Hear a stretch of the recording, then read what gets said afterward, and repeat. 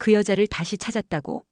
공주실은 손에 쥔 차가운 찻잔을 내려놓지도 못한 채 얼어붙었다. 무너진 건 단지 눈앞의 평온만이 아니었다. 박정수라는 이름이 다시 입에 오르내리기 시작한 순간 공주실은 모른 척할 수 없었다. 마광숙은 며칠째 이상한 꿈을 꿨다. 자신을 꼭 껴안은 여인의 손끝이 낯설지 않았다. 향기조차도 익숙했고 어릴 적 어디선가 맡았던 냄새였다. 한동석은 조용히 그녀의 곁을 지켰다. 광숙이 갑자기 심란해진 이유를 묻지 않았다. 다만 그녀가 이유 없는 슬픔에 휩싸여 눈물을 흘릴 때면 묵묵히 손을 잡아주었다. 그 손길마저 낯설게 느껴지는 건 광숙이 처음으로 자기 삶의 뿌리를 찾아가고 있다는 증거였다. 그 시각 박정수는 요양병원 병실에 홀로 앉아 창밖을 바라보고 있었다. 세월이 희미하게 만든 기억들은 파편처럼 부서져 있었고 이름조차 흐려진 얼굴들이 오락가락했다. 그러나 유독 지워지지 않는 이름 하나. 마진수. 그리고 그 남자의 아이를 가졌던 자신의 지난날. 내 아이는 정말 세상에 없을까? 박정수는 그렇게 매일 묻고 매일 모른다는 대답을 되풀이했다. 그녀의 곁엔 요양보호사로 위장한 낯선 인물이 있었다. 이름은 지은. 하지만 진짜 이름은 지영이. 공주실이 오랫동안 고용해왔던 사람. 박정수의 상태를 감시하고 있었다. 그날 오후 마광숙은 공주실과 단둘이 있는 자리에서 예상치 못한 말을 들었다. 너한테는 엄마가 따로 있어.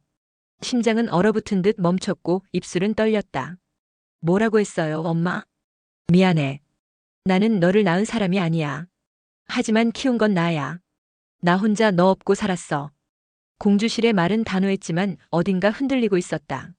너 낳은 여자는 박정수야. 그 이름을 듣자마자 광숙은 순간 이명이 들렸다. 늘 뉴스에서 보던 싸늘한 눈빛의 재벌가 여성. LX 호텔의 정신적 기둥. 그런 사람이 자신의 엄마라고? 공주실은 박정수가 낳은 아이를 지우려 했던 걸 마진수가 끝내 반대했고 자신에게 아이를 넘겼다고 고백했다. 진수가 죽고 난 후에도 그 여자는 아무것도 몰랐어. 내가 그 아이를 키운 줄도. 왜 지금 말하세요? 왜 이제야? 그 여자가 널 찾기 시작했어. 널 기억해. 내 이름은 몰라도 내 얼굴은 기억해. 그게 시작이야. 공주실은 눈을 피했다. 그녀도 두려웠다. 모든 걸 잃을까봐. 이제야 가족처럼 살게 된 이 아이까지. 그날 밤 광숙은 집을 나와 박정수가 있는 요양병원을 찾았다.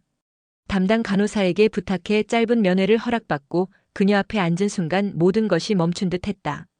박정수는 그녀를 천천히 바라봤다. 당신은 누구시죠? 광숙은 대답하지 못했다. 말문이 막혀 아무 말도 나오지 않았다.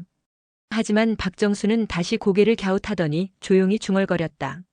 어딘가 많이 닮았구나. 내 아이 태어나기 전에 내가 매일 그리던 얼굴이었어. 그날 광숙은 한마디도 하지 못한 채 돌아왔다.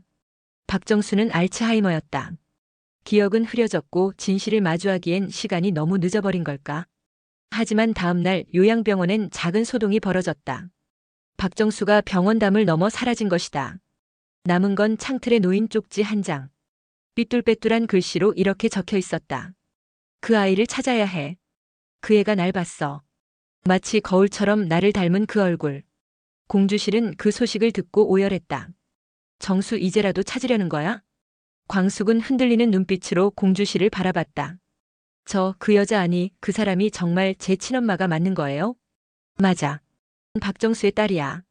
마진수와 정수 사이에서 태어난 사랑받아야 할 아이였어. 그 순간 광숙의 머릿속에 퍼즐처럼 끼워지던 조각들이 완성됐다. 자신이 왜 어린 시절 유독 남들과 다른 외로움을 느꼈는지, 왜 공주실이 절대 너를 잃지 않을 거야라며 울먹였는지, 그리고 왜 스스로도 모를 슬픔이 꿈속에서조차 그녀를 따라다녔는지. 박정수는 지금 어디에 있을까? 그녀가 남긴 쪽지 하나로 광숙의 인생은 다시 뒤집혔다. 그리고 어쩌면 또 다른 비밀이 이 모든 뒤에 숨어 있는 건 아닐까? 공주실은 숨을 삼키며 광숙을 바라보았다. 소리 없이 무너지는 탑처럼 그녀의 눈빛이 가라앉고 있었다. 그래서 박정수 그 여자가 날 기억해냈다고요? 광숙의 물음은 담담했지만 눈동자 속은 흔들리고 있었다. 공주실은 대답하지 못했다. 진짜 엄마는 절 버린 거네요. 공주실은 고개를 절레절레 흔들며 손을 뻗었다. 그게 아니야. 정수는 널 지우려 한 적 없어. 그때는 그 여자가 너무 약했어. 마진수도 병원에서 큰 사고를 당했고 정수는 자기 손으로 널 낳고도 제대로 보지도 못했어. 광숙은 그 이름이 새삼 낯설게 느껴졌다. 마진수. 한때 공주실이 입에 담기조차 꺼려하던 자신의 출생과 가장 밀접한 남자의 이름. 정확히 말하면 자신에게 아무런 기억도 추억도 남기지 않은 생부의 이름. 그리고 지영이 그 사람이요. 지은 씨. 도대체 정체가 뭐예요? 그 질문에 공주실은 굳어버렸다. 얼마 전까지 요양병원 간호보조로 있던 그녀. 묘하게 부드럽지만 날카로운 눈빛, 광숙에게 늘 거리를 두던 하지만 박정수에게만은 극도로 친절하던 태도. 그 여자는 예전부터 내 밑에서 일했어. 정수의 상태를 내가 따로 확인하려고 요양병원에 심어둔 거였어. 하지만 최근에 이상했어. 계속 정수를 따로 데리고 나가려는 기색이 있었어. 그럼 박정수를 데리고 사라진 것도 그 여자인가요? 공주실은 대답하지 못했다. 진실이란 한 겹 한 겹 벗겨질수록 더 큰 불안과 마주하는 법이었다. 한동석은 CCTV 화면을 돌려보며 턱을 문질렀다. 여기요. 이 시간대. 광숙이 고개를 들자 화면 속 한 여인이 박정수의 휠체어를 밀며 정문을 통과하는 모습이 나왔다. 마스크와 모자에 얼굴이 가려졌지만 그 걸음걸이는 낯익었다. 지은 씨 맞네요. 응. 이건 계획적인 실종이야.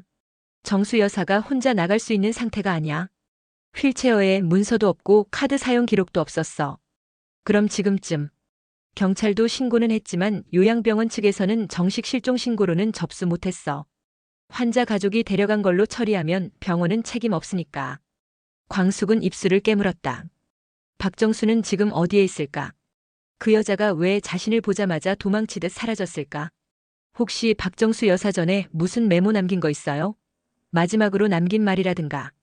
광숙은 가방을 열어 구겨진 쪽지를 꺼냈다. 한동석이 받아든 그 쪽지에는 삐뚤빼뚤한 글씨가 적혀 있었다. 그 아이를 찾아야 해. 그 애가 날 봤어. 거울처럼 나를 닮은 그 얼굴. 한동석은 이마를 찌푸렸다. 이건 너 말고 또 다른 아이가 있다는 뜻일까? 광숙은 고개를 저었다. 아니요. 저인 것 같아요. 그날 제가 병실에 갔을 때 그 여자가 절 똑바로 쳐다봤어요.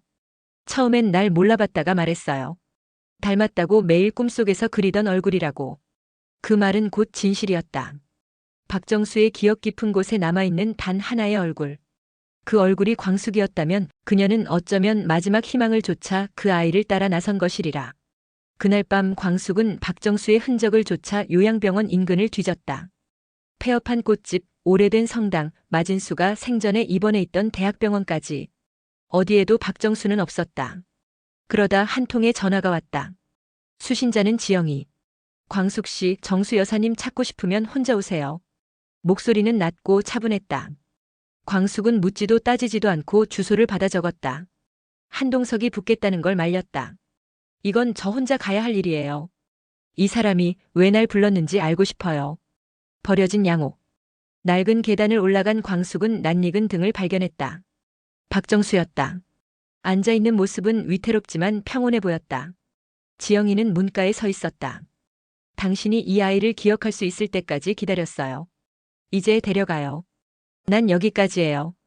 그녀는 그렇게 말하곤 아무런 말 없이 자리를 떠났다. 광숙은 조용히 앉았다.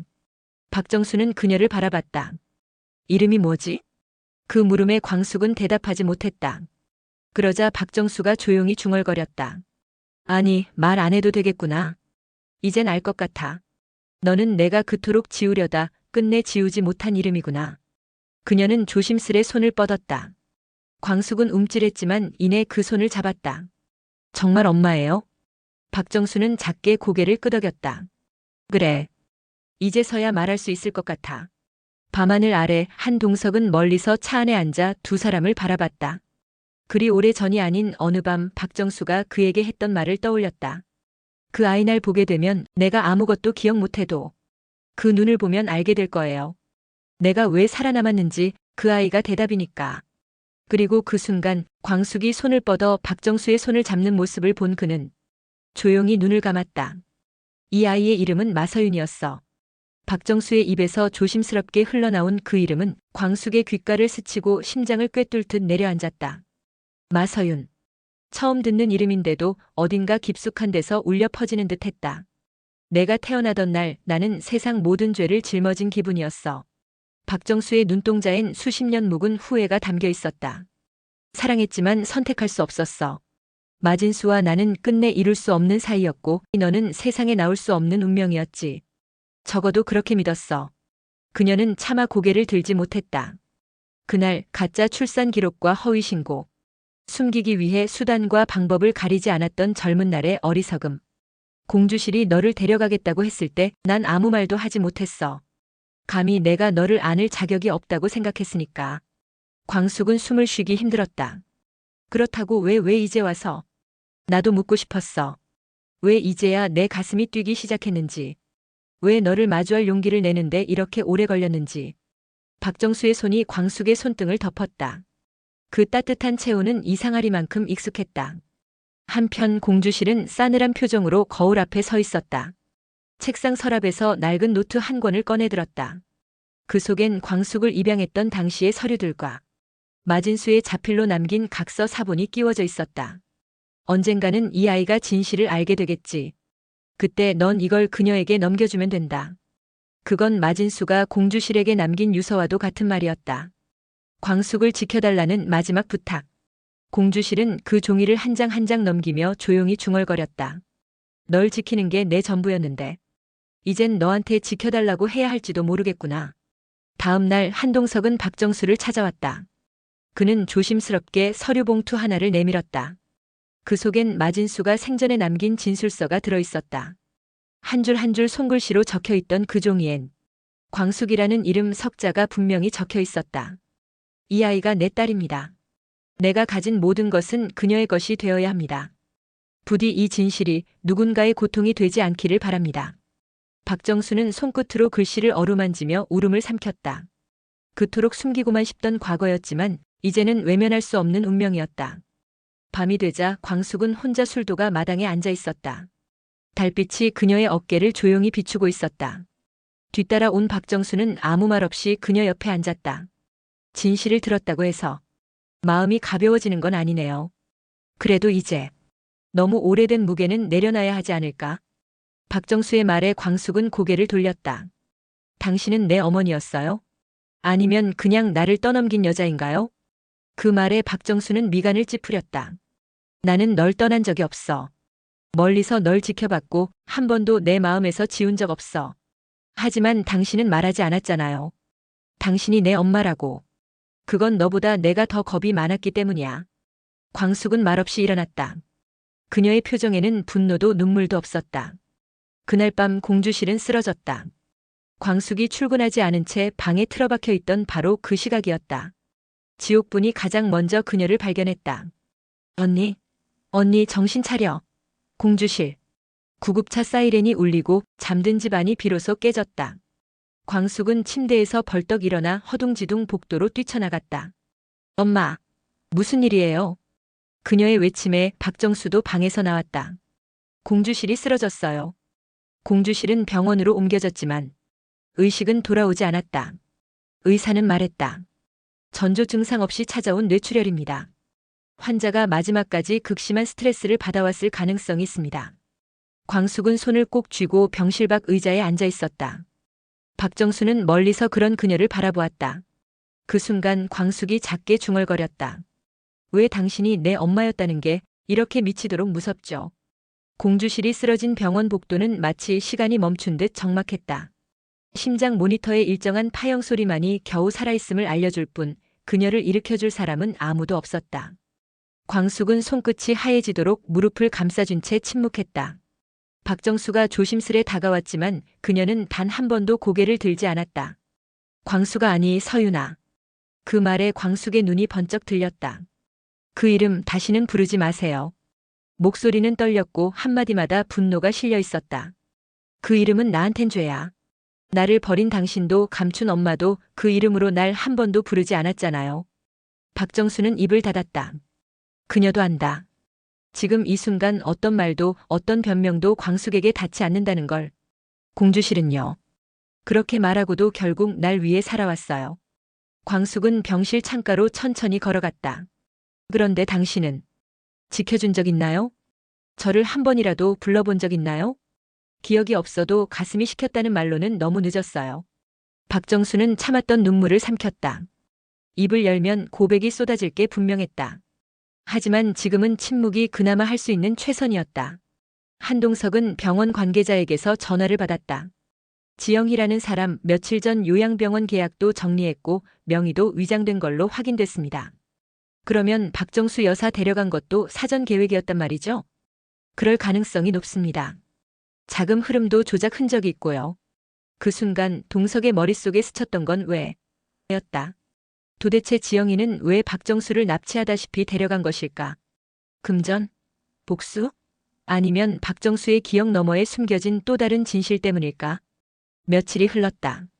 공주실은 여전히 의식을 찾지 못했고 광숙은 한 번도 자리를 비우지 않았다. 간호사는 조용히 말했다. 어젯밤 환자 눈에 눈물이 고였어요. 외부 자극 없었는데요. 그 말에 광숙은 무너졌다. 듣고 있었던 거야? 엄마 다 듣고 있었던 거죠? 그녀는 이불 위에 머리를 묻고 그제야 참았던 울음을 터뜨렸다. 박정수는 그 광경을 문틈 너머에서 보고 있었다. 그녀는 돌아서 병원을 빠져나갔다. 무언가 결심한 듯 핸드폰을 꺼내 번호 하나를 눌렀다. 지영이. 우리 다시 만나야겠어. 지영이는 폐공장 한켠 임시거처로 보이는 컨테이너 안에 있었다. 그녀는 전화를 끊자마자 작은 금고를 열었다. 안에는 사진 한 장이 들어있었다. 마진수와 박정수가 함께 찍은 사진. 그리고 그들 사이에 있던 아기.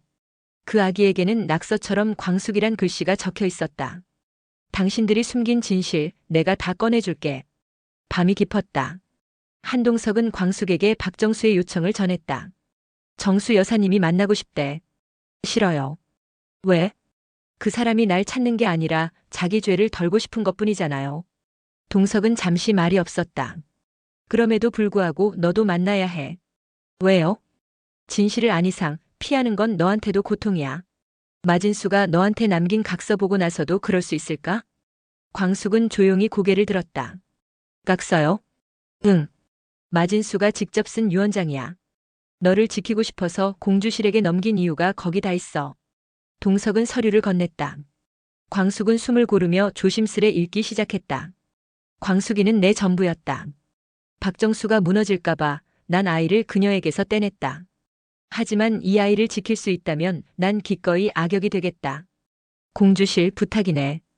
이 아이가 세상에서 가장 강한 여자가 되도록 사랑으로 키워줘. 광숙은 조용히 종이를 접었다. 한참 동안 아무 말도 하지 않았다. 그리고 입을 열었다. 정수 씨 만나볼게요. 단 한 번만요. 그 이후엔 다 제 방식대로 정리할 거예요. 며칠 후. 광숙은 박정수와 다시 마주 앉았다. 박정수는 놀라울 만큼 말이 없었다. 그저 광숙이 말을 꺼낼 때까지 기다렸다. 엄마가 아니라 정수 씨라고 부를게요. 당신은 날 낳았을 뿐이에요. 그래도 그날 너를 안았어. 그럼 왜 그 손을 놨어요? 박정수는 고개를 숙였다. 그때 나는 너무 무서웠어. 당신을 키우는 게 아니라 당신 때문에 다 무너질까봐. 그래서 도망쳤군요. 정수 씨 인생을 지키려고 저를 포기했죠. 박정수는 고개를 끄덕였다. 그래. 포기했어. 그리고 매일 밤 그 죄로 살았어. 광숙은 눈을 감았다. 박정수의 눈물은 이제 와서 돌이킬 수 없는 과거의 것이었다. 용서는 말로 이루어지지 않음을 그녀는 알고 있었다. 그날 밤, 지영이는 다시 한번 움직였다. 박정수의 옛 보좌진 한 명에게 접근했다. 이제 슬슬 끝을 봐야죠. 그 여자는 기억이 돌아오고 있어요. 그래서? 그 안에 있는 LX 호텔 비밀장부 그걸 꺼내오면 그 여잔 끝나요. 그리고 공주실의 병실에 누군가 몰래 들어섰다. 가운을 입은 간호사의 복장이었지만 그의 손엔 주사기가 들려 있었다. 바로 그때 박정수가 문을 열었다. 당신 뭐 하는 거죠? 간호사는 얼굴을 돌렸다. 그리고 조용히 웃었다. 오랜만이에요.